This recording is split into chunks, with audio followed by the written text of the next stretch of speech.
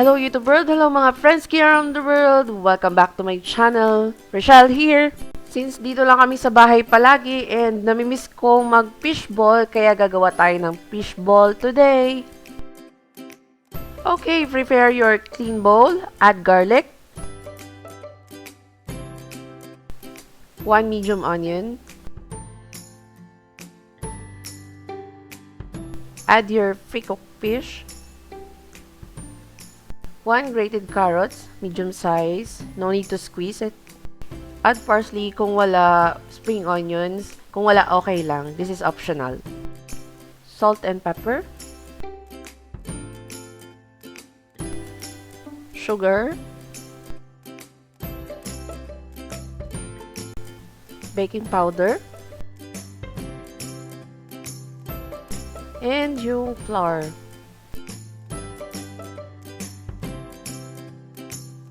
Mix well to combine all the ingredients.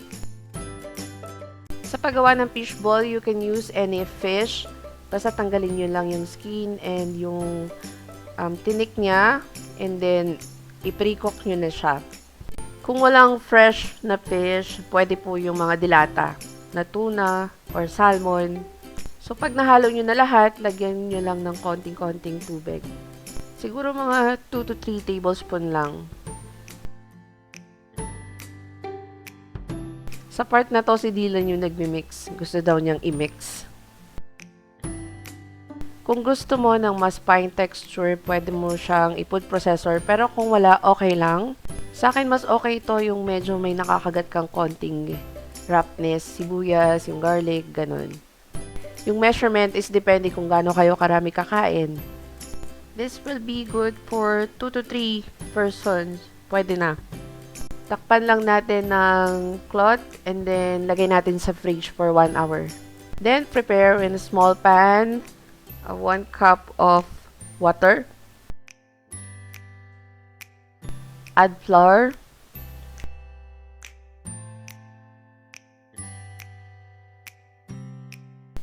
Sugar.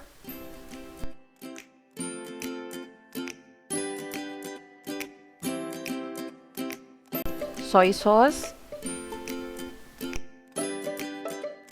and pepper.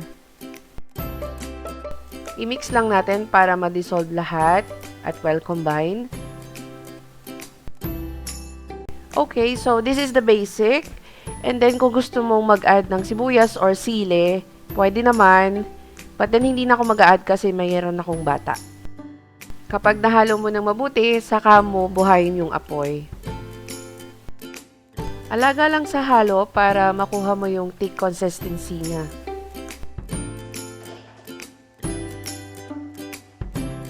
You can add a little bit of water kung kailangan kung medyo thick na.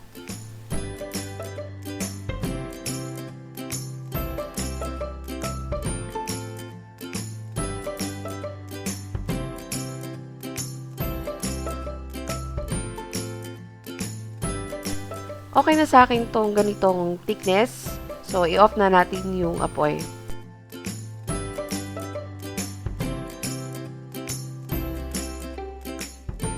Okay, so after an hour, ready na ang ating fishball. Pwede na natin siyang i-fry.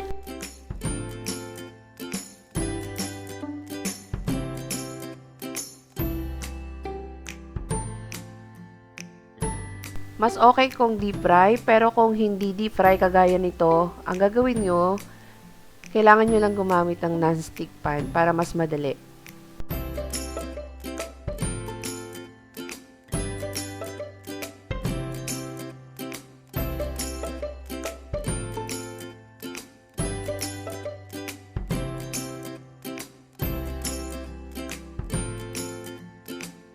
So, ito na ang ating fishball. Pwedeng pang ulam at pang merienda. Thank you for watching, everyone. See you on my next video. Keep safe. Good vibes!